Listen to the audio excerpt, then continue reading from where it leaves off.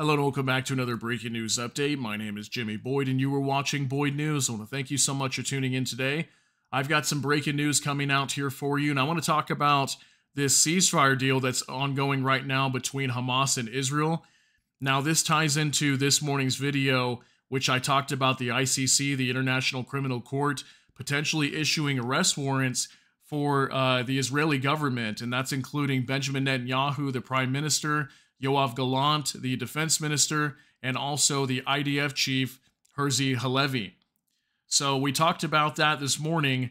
Now, regarding this ceasefire deal, this ties into all that because the Israeli government was warning the ICC and telling them, you better not issue these arrest warrants or we will cancel this ceasefire deal.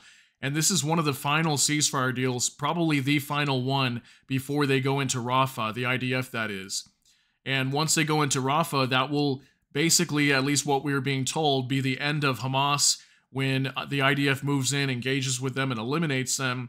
But what will happen here is we'll probably have thousands, probably tens of thousands of people more that will be killed in this event if they move in, because there's well over 1 million people there that, as far as I know, they have not evacuated everybody.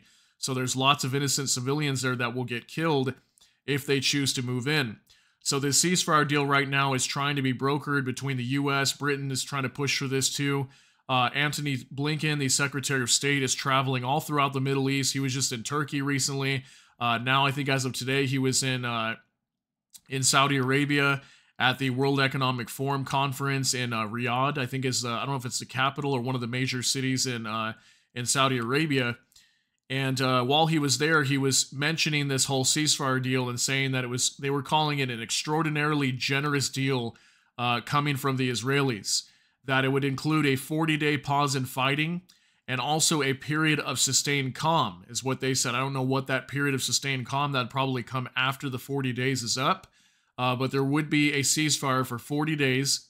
And Israel would release probably hundreds of Palestinian prisoners.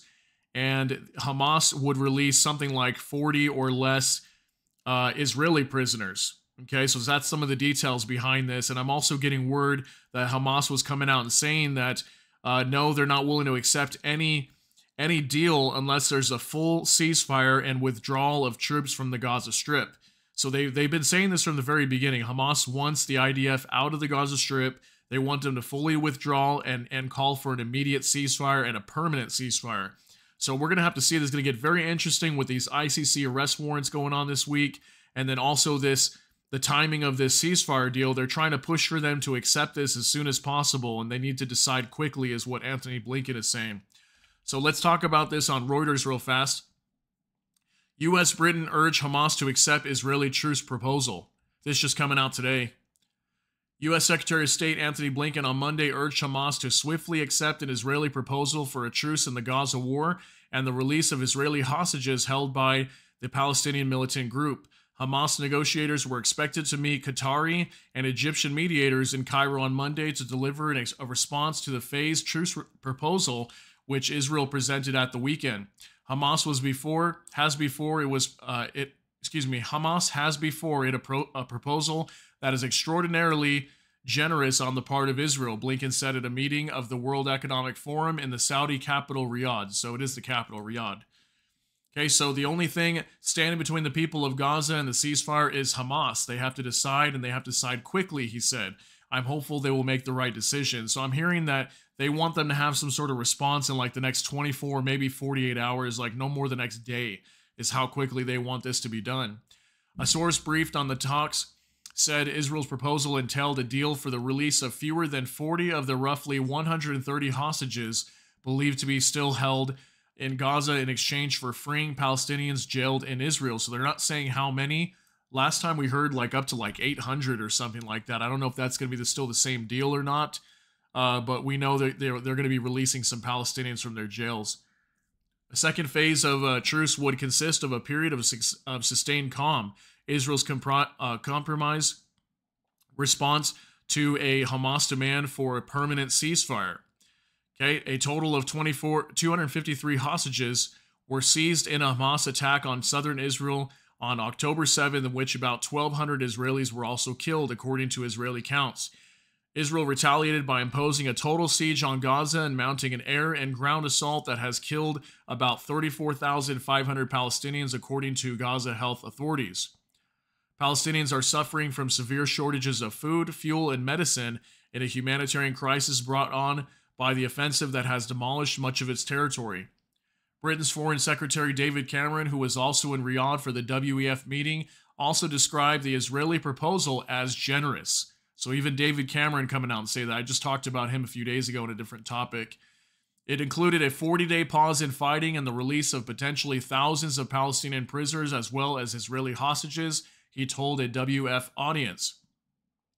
I hope Hamas do take this deal, and frankly, all the pressure in the world and all the eyes in the world should be on them today, saying take that deal, Cameron said. Cameron is among several foreign ministers in Riyadh, including from the U.S., France, Jordan, and Egypt, as part of a diplomatic push to bring an end to the war in Gaza. So now I want to show you guys this video from Antony Blinken speaking at the World Economic Forum and talking about this truce deal and how he's calling it extraordinarily generous, and he's saying that Hamas needs to accept this deal. They need to do it quickly. So let's look this over. It's just a 1-minute clip, and then we'll talk about it after. Quickest way to bring this to an end is to get to a ceasefire and the release of hostages. And as you said, there's been an extraordinary effort that's been made, and I really want to thank profoundly our friends from Qatar and Egypt who've been playing an instrumental role in trying to get this ceasefire and release of hostages.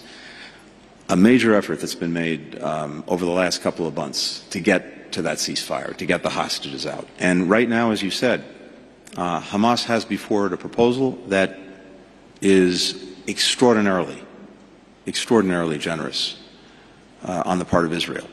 And in this moment, the only thing standing between the people of Gaza and a ceasefire is Hamas. They have to decide, and they have to decide quickly.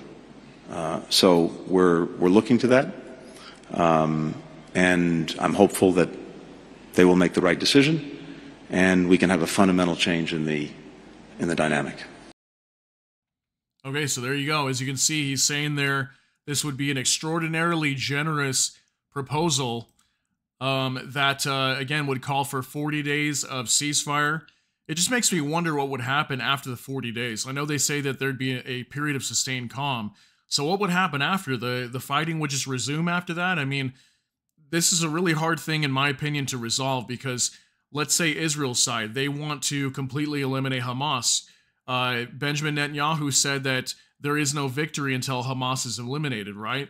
And then Hamas says, well, we will not commit to any ceasefire deal unless Israel says they will withdraw from the Gaza Strip. The IDF will completely withdraw, that is.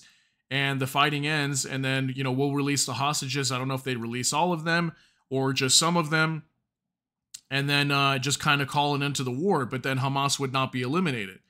So, to me, this is a very difficult thing to resolve, and I see a temporary solution with this ceasefire of 40 days, but I don't see this putting an end to the problem for either side, to be honest with you.